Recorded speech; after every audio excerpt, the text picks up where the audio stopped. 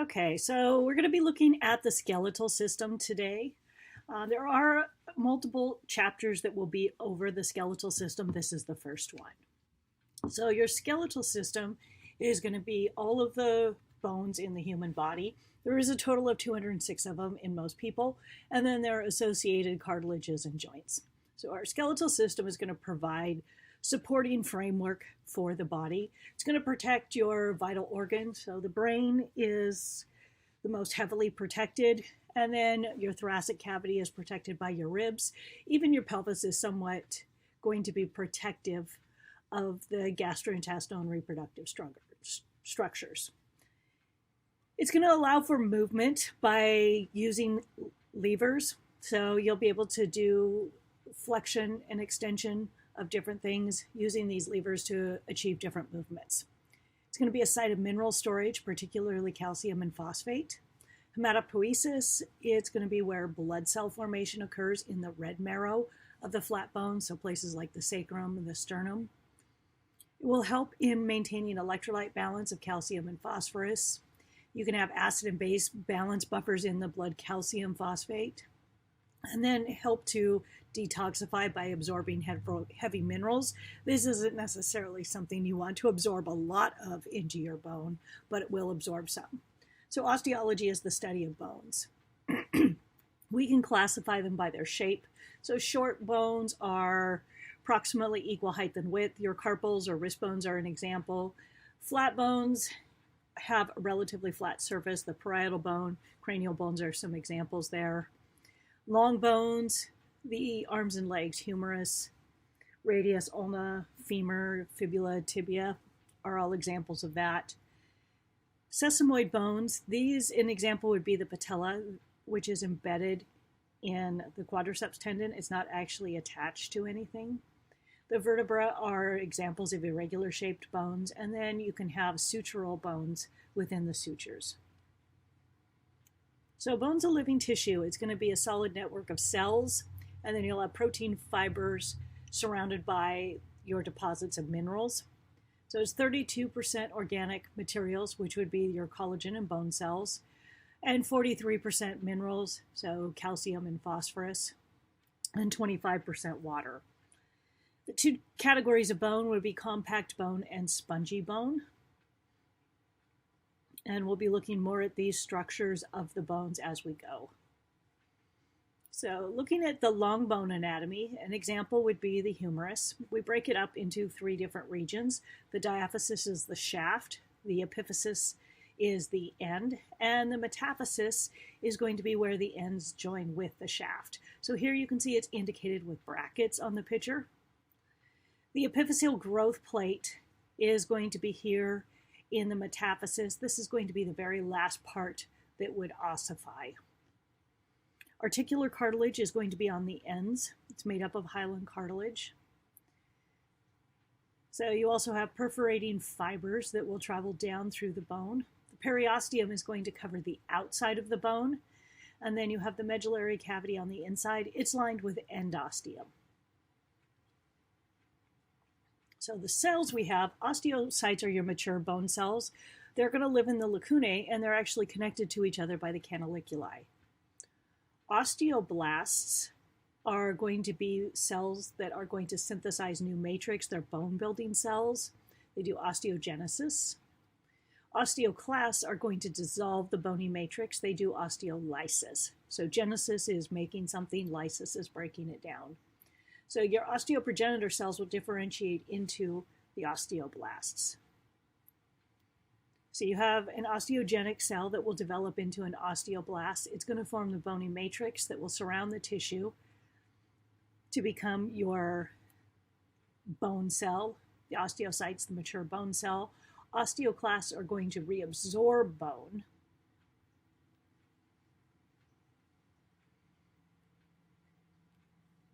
So here is showing different things. Your osteocyte is your mature bone cell in the matrix. The osteoblast, the immature bone cell, it's secreting the organic components of the matrix. Your osteoprogenitor cell is a stem cell that will produce more osteoblasts. And then the osteoclasts are multinucleate. They will secrete acids and enzymes to break down the bony matrix. So the matrix of bone is going to be composed of inorganic mineral salts that will give the bone its hardness. The organic collagen fibers will help give bone some flexibility. So their tensile strength will allow them to resist being stretched or torn. Mineralization or calcification is the hardening of the tissues when the minerals crystals are going to deposit and have collagen fibers. Bone is not completely solid. It does have small spaces. They're going to have vessels in them and red marrow. So spongy bone has a lot more of these spaces. Compact bone has very few. The ones in spongy bone you can see with the naked eye. The ones in compact bone will appear solid to the naked eye. Osteoid is the unmineralized components of bone. The calcium and phosphate mineral of bone we refer to as hydroxyapatite.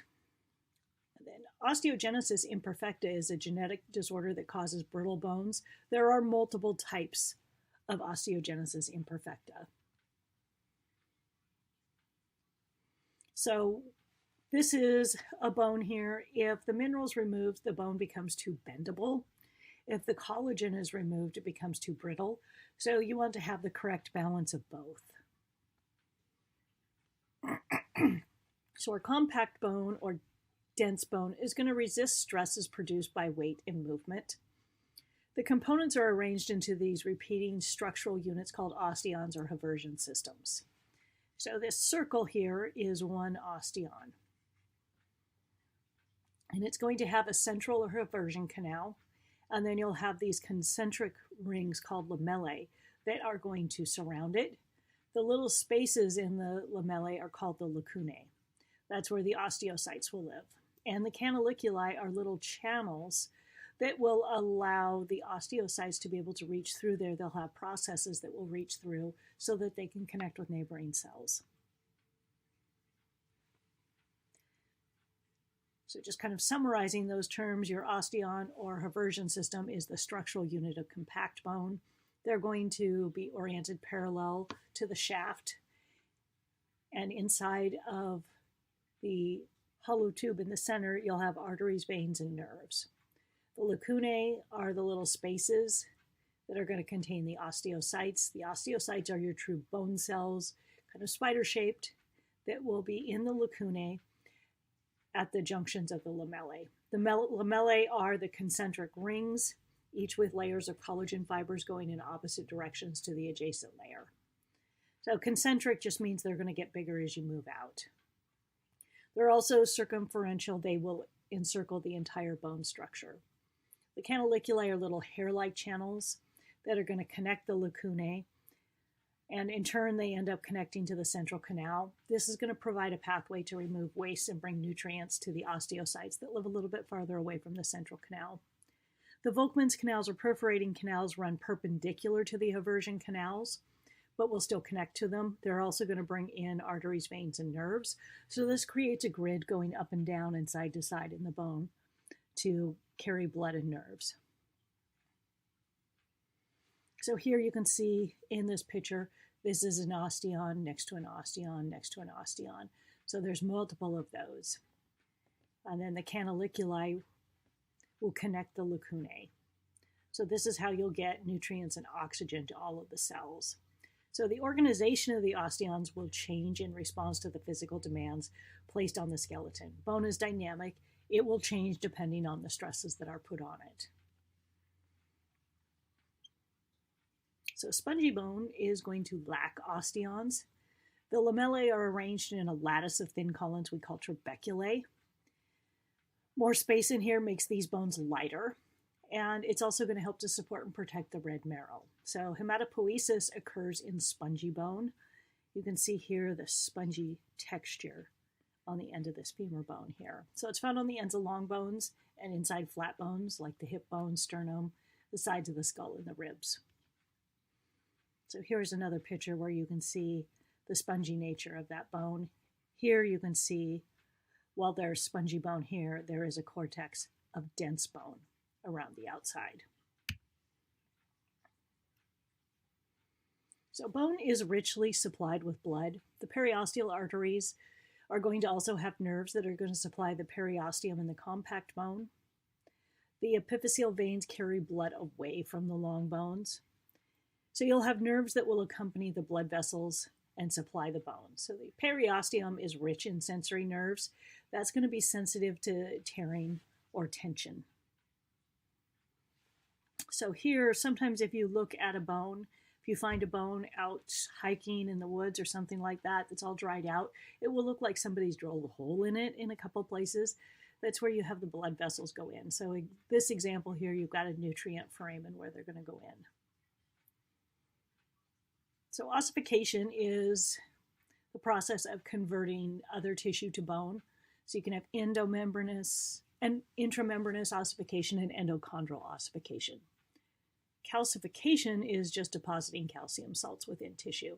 So ossification is actually forming bone. Calcification, it's calcium salts, it's not necessarily making bone. So bone formation will occur in 4 situations. So you'll form bone in an embryo. You'll have growth of the bones until you're an adult. Then you have remodeling of bone, and then repairing fractures.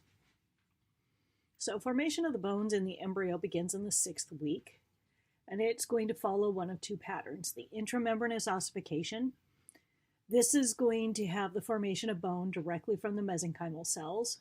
So this would be places like the flat bones of the skull and the mandible. The soft spots on an infant's head are going to help to allow the infant to pass through the birth canal later on, and then they will become ossified after birth. So we call them the fontanelles. Endochondral ossification, this would be when you replace cartilage by bone. Most of the bones in the body are formed this way. You actually have a cartilage model, and then that will gradually turn into bone. Showing intramembranous ossification here.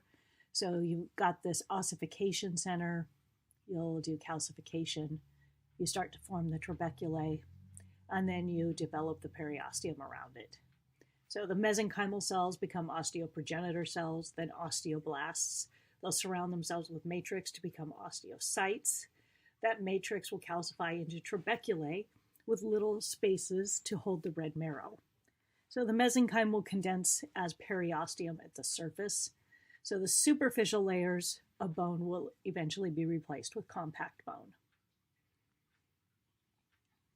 So more pictures here of intramembranous ossification.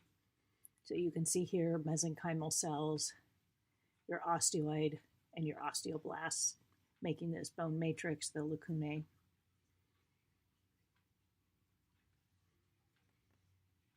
Here is showing a 10-week-old fetus. So you've got this cartilage model, and then you can see little islands of bone in there. This will be the future hip bones. You've got these ossification centers, primary ossification centers in the diaphyses. And then here you'll have the intramembranous ossification in the skull bones.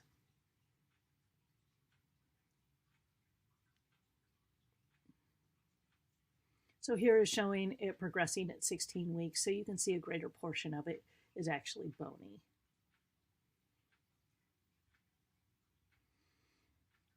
So the ossification process begins to take place up to 7 months before birth.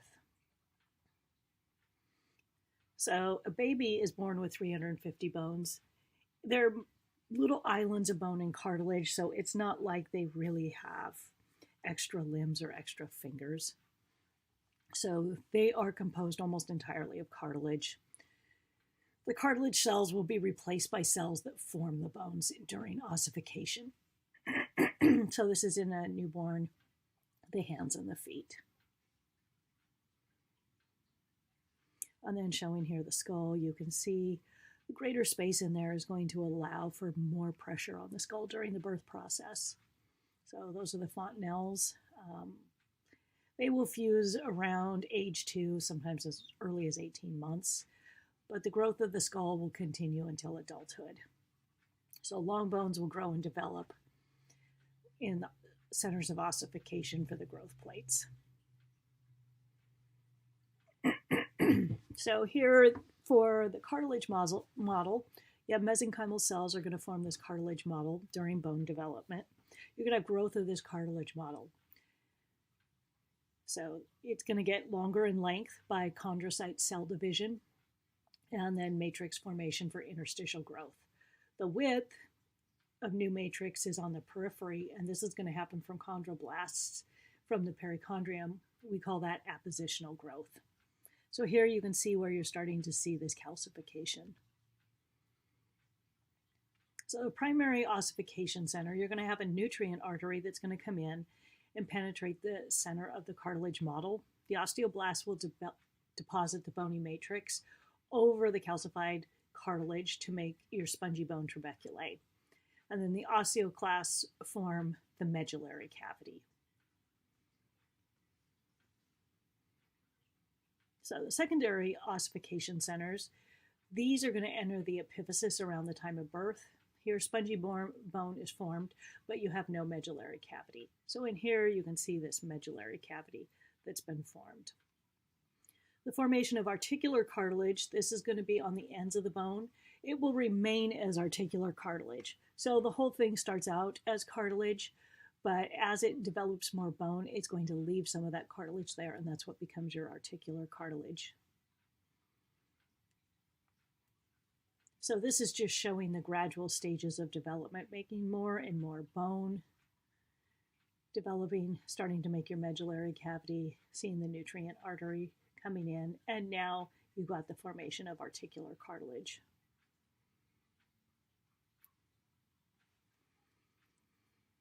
So your growth in length or interstitial growth, that's going to involve two major events. You'll have growth of the cartilage on the epiphyseal plate, so it's sometimes referred to as a growth plate, and then replacement of the cartilage by bone and tissue in the epiphyseal plate. This is what we talk about when we say the growth plate is closed. It's the epiphyseal plate there. It's no longer getting any longer.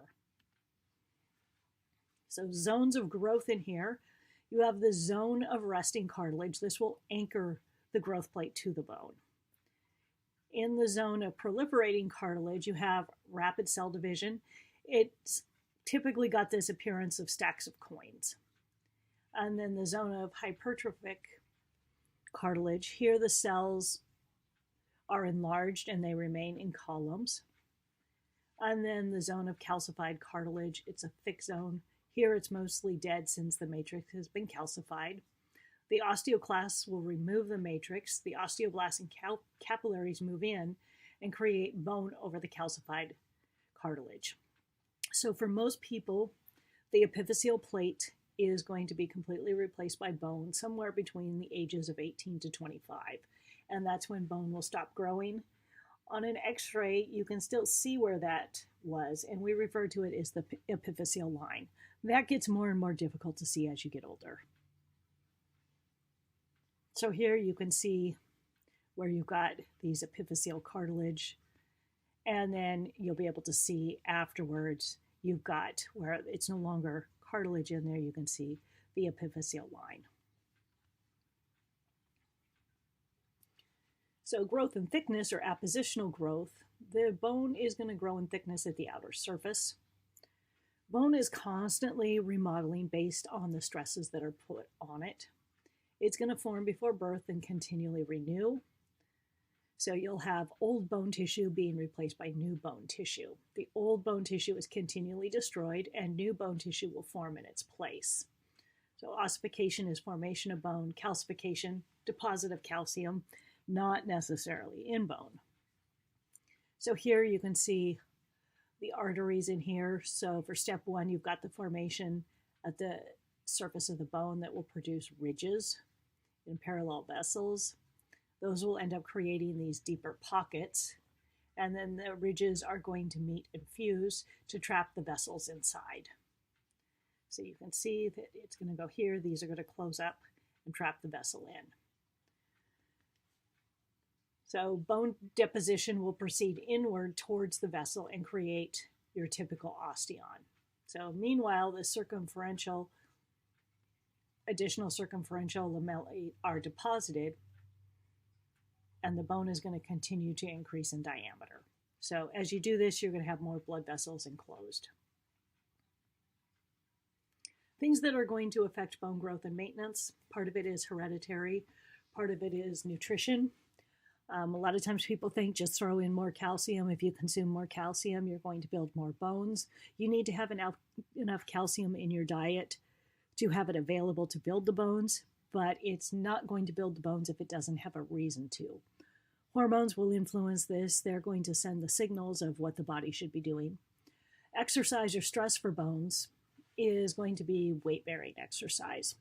So here in this little picture, it's showing a person on a stationary bike. Stationary bikes are actually not great exercise for bones. They're not really going to get the weight-bearing stimulation that you would with weightlifting in there. But exercise is needed to tell the body, hey, you need to take this calcium that we've given you and put it in the bones. Without that, excess calcium is not going to end up in the bones. So minerals, there's large amounts of calcium and phosphorus, and then smaller amounts of magnesium, fluoride, and manganese needed for bone growth. Vitamins, vitamin A is going to stimulate the activity of the osteoblasts. Vitamin C is needed for the synthesis of collagen. Vitamin D helps to build bone by increasing the absorption of calcium from your food in the gut and put it into the bloodstream. And then vitamins K and B12 are needed to synthesize the bone proteins. So hormones that affect this, during childhood, the hormones are going to be the most important to bone growth, would be insulin-like growth factors from the liver. So this will stimulate the osteoblasts to promote cell division at the epiphyseal plate and enhance protein synthesis. Your insulin-like growth factors and human growth hormone are actually going to be dropped significantly as an adult. Thyroid hormones, they also promote bone growth by stimulating osteoblasts. Insulin promotes bone growth by increasing the synthesis of bone proteins. Sex hormones can have a dramatic effect on bone growth. So you can have these sudden growth spurts that will occur during the teen years. They can promote changes in females, such as widening of the pelvis, and then they will shut down growth at the epiphyseal plates. Parathyroid hormone, calcitonin, and calcitriol are all hormones that can affect bone remodeling as well. So calcitriol is going to come from the kidneys. It's going to promote calcium and phosphate ion absorption. Growth hormone from the pituitary, it's going to stimulate osteoblast activity. So thyroxine from the thyroid glands, it's going to stimulate osteoblast activity. Sex hormones, estrogens, and androgens from the testes stimulate osteoblast activity. Parathyroid hormones, this is going to stimulate the osteoclasts. This is going to elevate the calcium ions by increasing the concentrations in body fluids.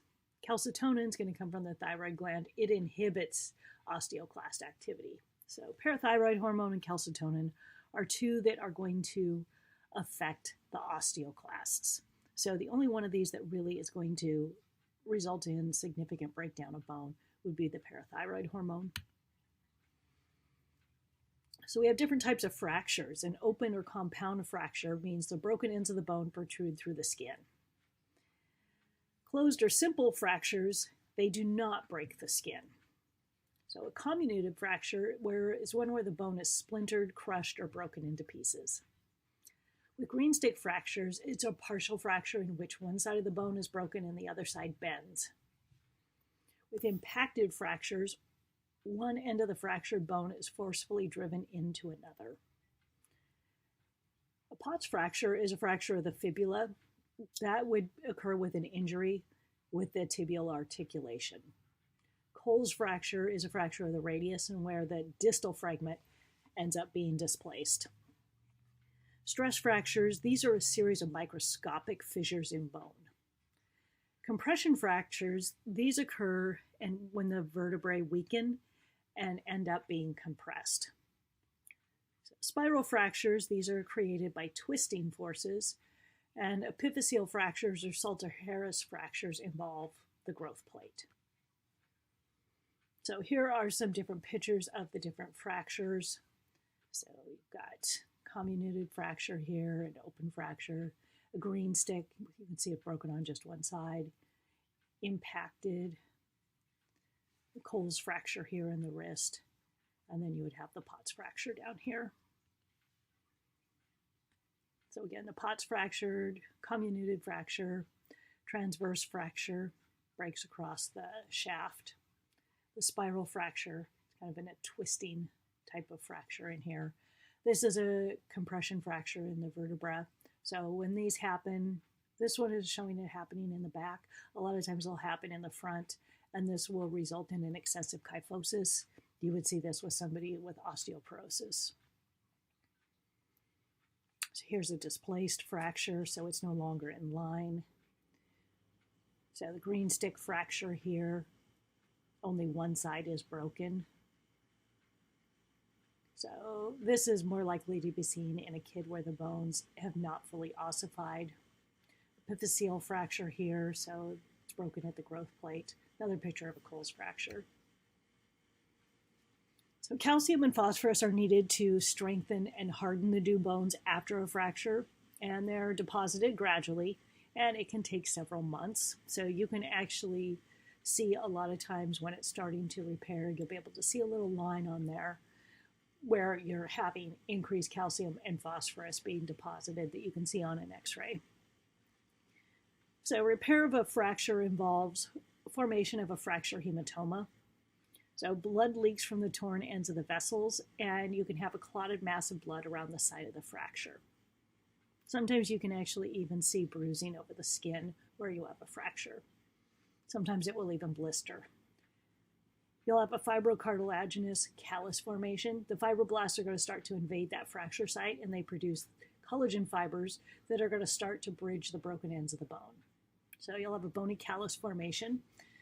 Osteoblasts are going to begin to produce spongy bone trabeculae and join the portion of the original bone fragments. And finally, you'll have bone remodeling, where compact bone replaces the spongy bone. So here is that fracture hematoma. Now you have a cartilaginous fracture. So sometimes when they talk about getting a bone bruise, after you have traumatized a bone a little bit, you'll actually be able to feel kind of this little bony callus on there. So then you have the bony callus and then the bone remodeling. So bone is the body's major calcium reservoir.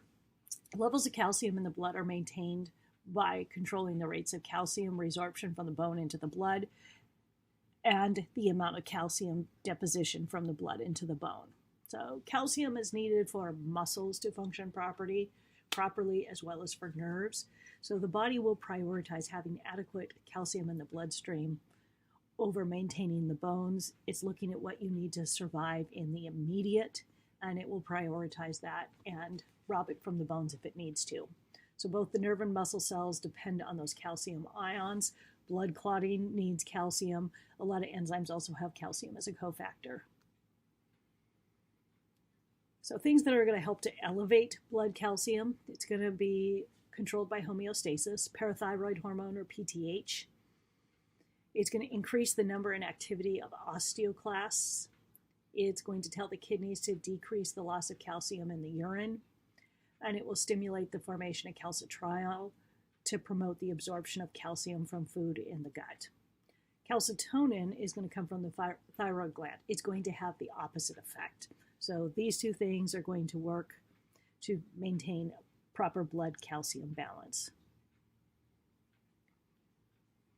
So this just tries to kind of give you an image of that with PTH coming in, sending the information. These are all things to increase the blood calcium, absorb more in your gut, take it from the bones, retain it in the kidneys.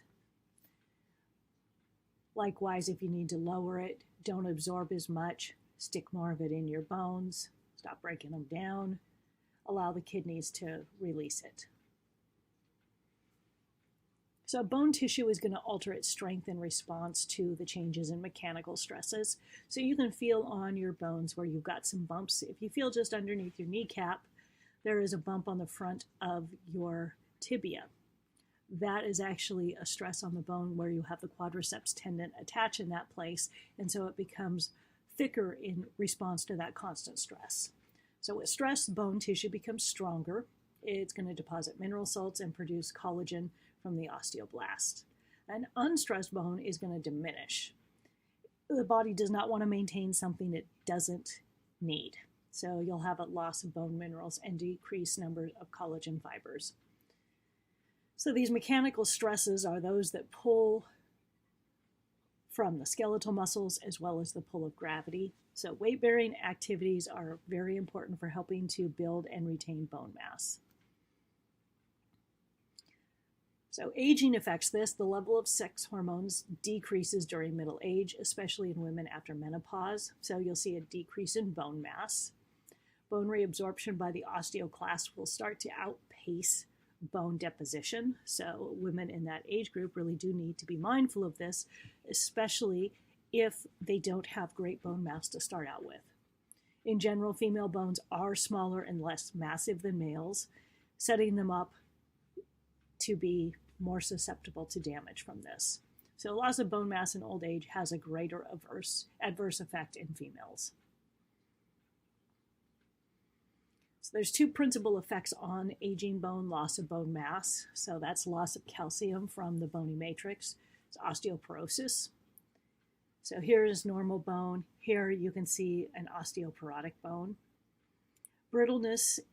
This is going to result from a decreased rate of protein synthesis. The collagen fibers are what gives bone its tensile strength. So when they lose that, they become brittle and more susceptible to fracture. So this is showing spinal osteoporosis here. You can see there's just a lot more space. The fibers are thinner. On this image here, you can see where there's been a compression fracture. So bone disorder, osteomalacia. It's softening of bone. This is usually due to low vitamin D. Rickets is also vitamin D deficiency. This is usually in children and will result in softening of bone. Osteopenia is bone loss. This may lead to osteoporosis. So this is an image of compact bone here. This is spongy bone. This is hyaline cartilage. This is going to be what's on the end. And then you actually have some adipose tissue inside the medullary cavity.